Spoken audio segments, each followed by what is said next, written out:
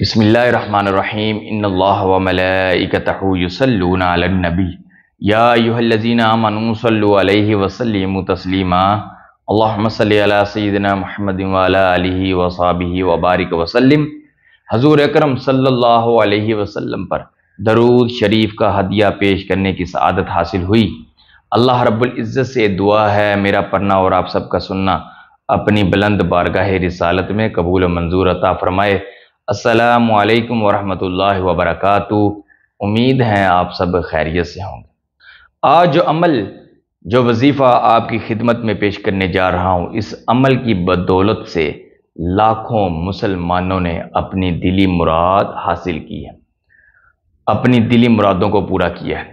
یہ عمل اتنا مجرب عمل ہے، یہ عمل بہت چھوٹا سا عمل ہے، لیکن یہ عمل بہت ہی مجرب، بہت ہی پاورفل عمل ہے کہ اس عمل کے ذریعے سے ہزاروں نہیں لاکھوں مسلمانوں نے اپنی دلی خواہشات، جو نیک حاجت ہیں، نیک تمنا ہے، نیک مقصد ہیں، اس کو پورا فرمایا۔ یہ عمل بعد نماز فجر کرنے کا عمل ہے کہ بعد نماز فجر آپ نے اس عمل کو کرنا ہے، اور صرف 8 دن یہ عمل کرنا ہے۔ 8 دن کے اندر اللہ رب العزت اس عمل کی بدولت سے آپ کی وہ تمام حاجتیں پوری فرمائیں گے اور تمام نیک خواہشات کو پورا فرمائیں گے۔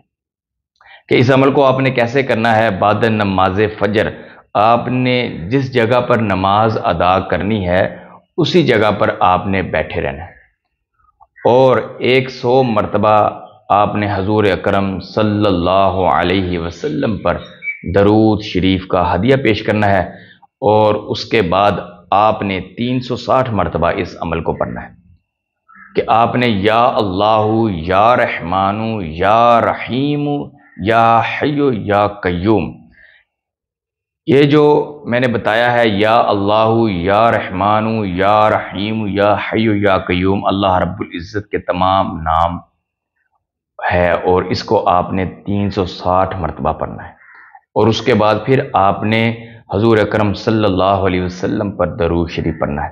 کوئی سا بھی درود شریف آپ پڑھ سکتے ہیں۔ اس عمل کو آپ نے 8 روز تک کرنا ہے۔ نماز کی پابندی کرنی ہے، اور ہر روز آپ نے صدقہ لازمی دینا ہے۔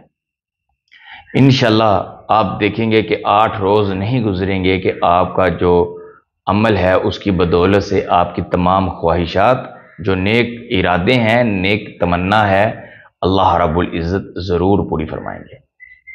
اب مجھے اجازت دیں، میں ایک نئے عمل کے ساتھ، نئے وظیفے کے ساتھ پھر حاضر ہوں گا۔ السلام علیکم ورحمۃ اللہ وبرکاتہ۔